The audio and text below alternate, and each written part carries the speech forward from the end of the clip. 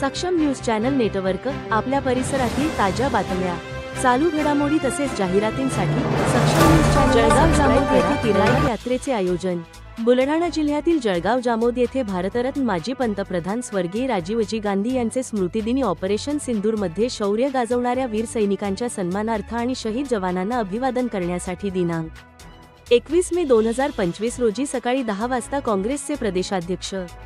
हर्षवर्धनदादा सपकाळ याचे आदेशानुसार बुलढाणा जिल्हा कार्यवाह अध्यक्ष प्रकाश भाऊ पाटील यांचे नेतृत्वात जळगाव जामोद येथे तिरंगा यात्रा काढण्यात आली। यामध्ये शहीद सदाशिव इंगळे मार्ग येथील सदाशिव इंगळे यांच्या मार्ग फलकाचे पूजन व अभिवादन करून तिरंगा यात्रेला सुरुवात करण्यात आली। सदर यात्रा डॉक्टर बाबासाहेब आंबेडकर चौकात डॉक्टर बाबासाहेब आंबेडकर यांच्या पुतळ्याला पुष्पमाला अर्पण करून पुढे तहसील चौकातून छत्रपती शिवाजी महाराज यांच्या पुतळ्याला पुष्पमाला अर्पण करून नगरपरिषद कार्यालयातील महात्मा गांधींचे पुतळ्याचे पूजन व हार अर्पण करून चौभारा मानाजी चौक जुन्या भाजी मार्केट चावडी येथील महबूब दर्गा येथे पुष्पमाला अर्पण करीत तसेच दुर्गा चौक येथील स्वातंत्र्य संग्राम सैनिकांच्या स्मारकाला पुष्पहार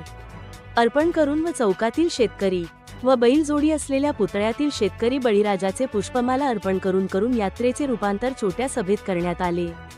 सभेच्या ठिकाणी सर्व भारतीयांच्या भगिनी बहादूर कर्नल सोफिया कुरेशी व कर्नल योमिका सिंग यांच्या बहादूरची व उत्कृष्ट नियोजनाची आठवण करीत त्यांच्या हातून घडलेल्या शौर्याचा उलगडा करीत त्यांना व सर्व भारतीय सैनिकांचे देशवासियांतर्फे आभार व्यक्त करीत जळगाव जामोद तालुक्यातील माजी सैनिकांचा सत्कार करण्यात आला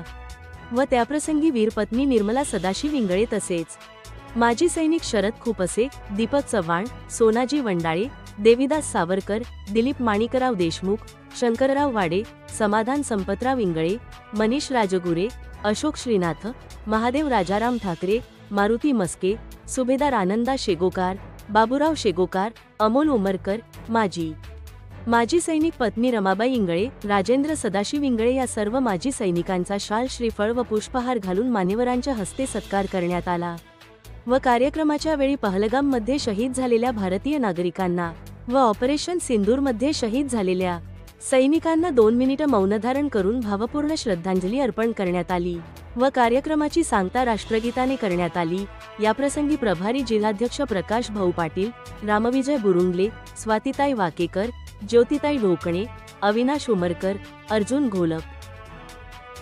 मीनाताई सातव, एडव्होकेट भाऊराव भालेराव, प्रमोद पाटील, समाधान दामोदर, एडव्होकेट अमर पाचपोर, अझहर देशमुख, जुबेर पटेल, सुरेश वानखडे, कैलास बोडखे, एडव्होकेट संदीप मानकर, श्रीकृष्ण केदार, अनिल कपले, ओपी तायडे, अन्सार, बाबूसाहेब किसन, दामोदर, बब्बू भाई, शेख जहीर, अंजनाबाई उंबरकर,